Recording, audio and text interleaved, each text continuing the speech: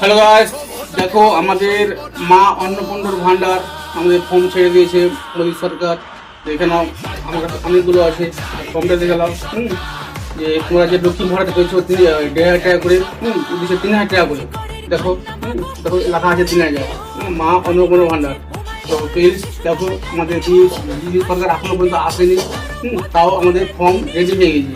যে আসলে কি করতে পারে, আসেনি তাও ফর্ম ছেড়ে দিয়েছে, এরকম কোনো সরকার ছাড়বে না। তো প্লিজ আমি তোমাকে বলছি, একবার এনে দেখুন আপনারা। বিজেপি সরকারকে একবার তো টিএমসিকে তো দেখলাম 15 বছর, আমি 5টা বছর আমি বিজেপি সরকার দেখতে চাই।